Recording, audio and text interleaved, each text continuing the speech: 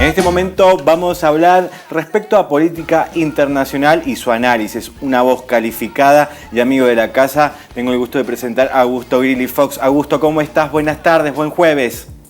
¿Cómo te va, Víctor? ¿Cómo estás, Claudia? Buen jueves. Muy bien, muy bien. Muy bien. Temas, análisis internacional, pero Claudia, hay algo que nos involucra. Sí, sí. ¿Qué va a pasar con lo que decidió hacer Sebastián Piñera? Esto lo decimos porque cuando comenzábamos el programa, Augusto, hablábamos de esta reunión esta reunión de comisión que hubo en el Senado, y a partir de eso esa coincidencia de rechazar de pronto la iniciativa de Sebastián Piñera. Pero claramente, ¿en qué avanzó Sebastián Piñera? Para que lo entendamos un poco mejor nosotros, ¿no? Y la gente en general. En este contexto lo que se ve, es básicamente la decisión de haber aplicado este decreto, esta suerte de decreto, en la cual vemos el argumento chileno ya en detalle, ya un poco más claro, en relación a lo que ellos hablan de una consecuencia coherente en relación a los planteos que han hecho. Yo no entiendo esa perspectiva, no hago esa interpretación, sobre todo entendiendo el tiempo, el plazo en el que se da. Yo creo que hay una cuestión interna política en Chile, en el contexto donde se está dando la redacción de la Constitución, donde a muchos sectores no les gusta la lógica que se está concibiendo, donde hay elecciones dentro de 2 meses, donde de hecho para mí Sichel, el candidato que ganó en la interna de la coalición de la derecha, vemos que no termina de gustar a los sectores por ahí más marcados, y es ahí donde también vemos la decisión de un gobierno que le quedan 2 meses en relación a que esto va a ser un conflicto que le va a quedar parado o posicionado al próximo gobierno de Chile, que si llega a ser un gobierno de centroizquierda, de izquierda, puede llegar a ser una situación incómoda en relación al postulado como está planteado, pero por otro lado también entender que más allá de al que le quede, esto se está dando en un contexto en el cual se está reinventando la matriz de Chile desde la perspectiva de la redacción de la nueva Constitución. Así que yo creo que hay más que todo un juego político, creo que va a ser una instancia absolutamente diplomática en la cual se desarrolle esta realidad. Lo que sí lo veo peligroso, el hecho de postular estas instancias, sobre todo conociendo los antecedentes que hay, la situación del 78 fue un momento en el que casi se llegó a una instancia bélica y que ameritó una intervención internacional, y por ahí utilizar estos recursos para instancias político-partidarias me parece que deterioran las instituciones, deterioran los vínculos, los diálogos con un país hermano como el de Chile, sobre todo entendiendo este contexto de pandemia, ¿no? Augusto, eso te iba a hacer referencia antes de la pandemia también. Hay una sociedad chilena muy molesta, ¿no? Con el gobierno. Claro. ¿Vos creés que no lo están usando como punta de lanza para decir, tomemos la mirada por otro lado y dejemos esto más o menos que siga su curso hasta que la sociedad se cambie? Porque los chilenos y las chilenas todavía siguen enojados. Ya no están en ese estallido que están saliendo mucha gente a la calle, pero le quedó la idea, ¿no?, a la sociedad misma, que el gobierno actual no está muy a favor de los derechos de muchos ciudadanos. Bueno, Víctor, comparto tu punto de vista y voy por más, en el sentido de que yo creo que justamente la clase política de Chile, y en particular el gobierno, ha tenido una incapacidad de interpretar la realidad social. Hasta las propias consultoras han tenido incapacidad de interpretar las distintas situaciones, en un contexto en el cual, por ejemplo, en la interna que hubo para definir el candidato de la coalición de derecha y de la coalición de izquierda, ni siquiera llegaron a interpretar quiénes podían ser los que ganaran. En la izquierda no dan ganador a Jaude, pero por mucho, hablaban del potencial candidato como del Partido Comunista. Y termina ganando Boric, un joven legislador de 35 años. En la derecha, Sichel salía cuarto, no había número que lo pusiese tercero, y gana la interna. Eso trasladar a todo el contexto social, y en realidad hay una cuestión real.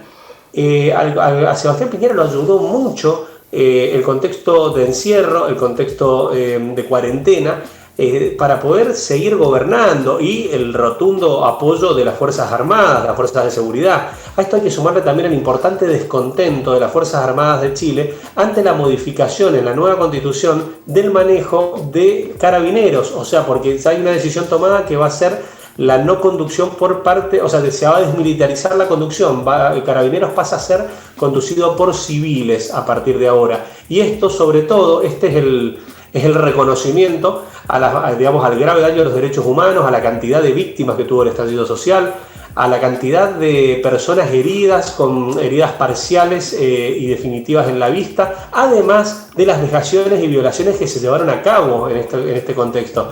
Entonces estamos hablando de un Chile que yo creo que estas medidas siguen subestimando el hartazgo de un pueblo que dijo basta y le puso el título, no son 30 pesos, son 30 años. Sí, por supuesto, complicada la situación. Augusto, la pregunta que uno se hace es ¿cuál es, qué camino va a seguir la Argentina? Bueno, ya hablaron que van a rechazar obviamente esta medida, pero la pregunta es ¿cuál es la vía? Obviamente todo el mundo piensa en lo diplomático, pero volvemos a lo mismo. Vos hacías una reseña de lo que sucedió hace un tiempo atrás, un conflicto que se había generado. Digo, nos hace traer a la memoria momentos realmente bastante desagradables, tanto para los argentinos como para los chilenos, las chilenas y las argentinas. Digo, ¿cuál es la vía? ¿Y se podrá avanzar? Es la pregunta que nos hacemos. Mira, totalmente, de hecho hago mucho eje en que es una instancia dolorosa, la verdad que hasta casi sin sentido, y además también deteriora instancias como por ejemplo, o sea, ¿qué es lo que pasa? Acá cuando vemos estas situaciones siempre se genera una tendencia hacia lo conservador o hacia la centro-derecha, que es acá donde también puede estar esa especulación político-partidaria por parte de la gestión de Sebastián Piñera. Claro. Pero por otro lado, también entender que esta lógica a lo que lleva concretamente es a que también se presenten nuevos límites. Vos has visto que cuando se dan estas situaciones se traslada lo social en parte, cuando hoy por hoy no es una prioridad. Hoy estamos hablando de que las economías son de posguerra, de que hay que reactivar la economía, de que hay que potenciar con una dosis más, de que la realidad a nivel global es compleja, de que Estados Unidos hoy se está encontrando colapsado de nuevo, de que no se le encuentra un norte a esta pandemia en forma real y concreta, y por otro lado surgen estas diferencias. Yo creo que la instancia de acá en adelante, la Argentina se va a potenciar, se va a parar en el eje de darle un seguimiento institucional mediante los organismos internacionales. Creo que la Argentina tiene todas las herramientas para ese procedimiento, y de hecho destaco algo. Miren que hay una crítica que nos hemos hecho en algunas ocasiones, que son las políticas de Estado en la Argentina. Si ha existido una política de Estado que se ha respetado, ha sido sobre este tema. En el 2009 se tomó una decisión en el gobierno de Cristina Fernández que Mauricio Macri en su gobierno le dio continuidad en 2016 y que Alberto Fernández en 2020 le dio continuidad también cuando por unanimidad, sin ningún tipo de objeción de Chile y con apoyo de la ONU, se aplicó, el Congreso argentino hizo aplicación de esta plataforma y de estas divisiones. Entonces yo creo que para la Argentina ese es el camino, y no me extrañaría que Chile trate de diluirlo y de sentar pequeños precedentes de reclamos, cuestiones por el estilo, pero sí, la verdad, creo que habla de una instancia grave. Y creo que también son coletazos de ahogados en el sentido de que su propia constitución venía de un contexto no democrático y tampoco pasaron por un proceso de memoria, verdad y justicia. Bueno, creo que estos son los síntomas de esas faltas de democracia, ¿no? Sin duda. Cambiando de tema, y te vamos a aprovechar al máximo, Augusto, hablemos de Afganistán, porque los talibanes ya están en los preparativos, ¿no?, de anunciar un nuevo gobierno dentro de ese estado. Mucha gente que pertenece a otros países, también como Estados Unidos, la Unión Europea, no lo van a reconocer, ¿no? Ya lo dijeron, pero tu análisis y tu mirada respecto a esto. Bien, básicamente estamos en una instancia en la cual ya se está, armando, se está oficializando una formación de gobierno.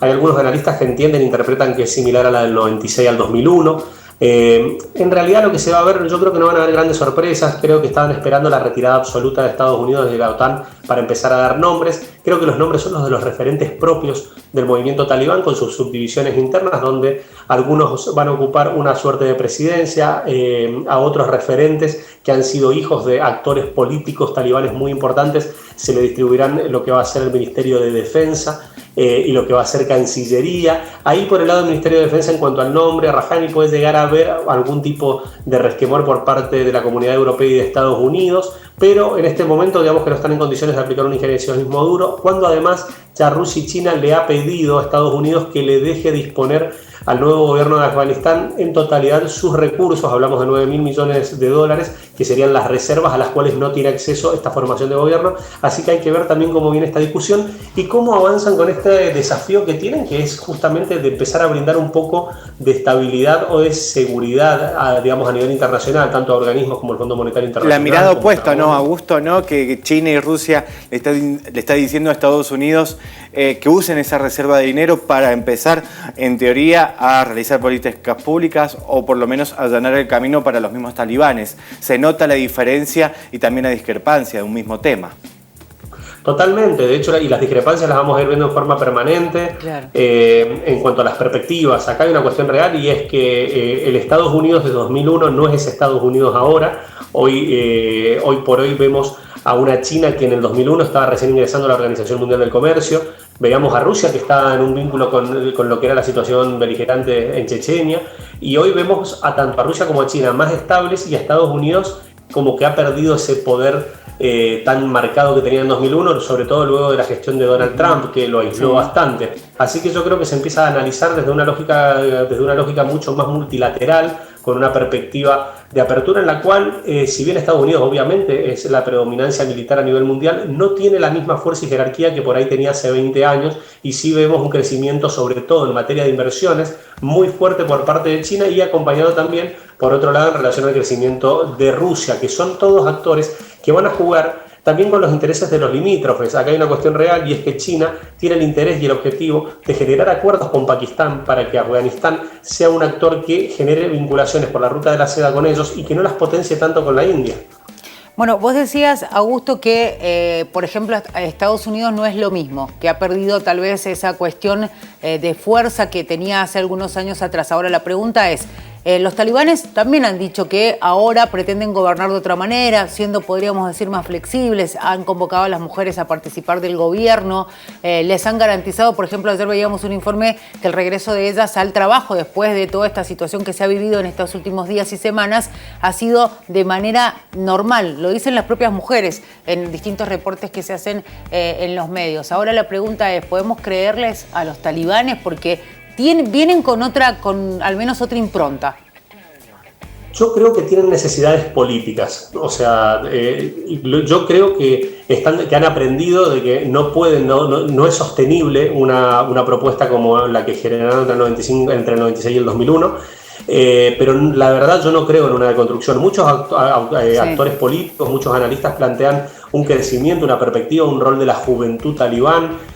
Yo en lo personal no creo que se haya producido esa deconstrucción, sobre todo entendiendo los marcos en los que pretenden aplicarla. O sea, como límite de esto, la aplicación concreta de la ley islámica, de la Sharia.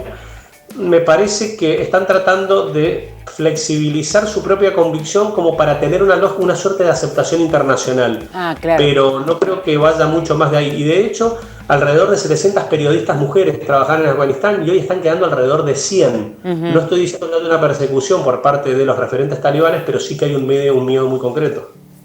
Claro. Es complicada la situación en ese país y me imagino que todavía hay tema para hablar. Augusto, muchísimas gracias por toda esta información y estos minutos con nosotros.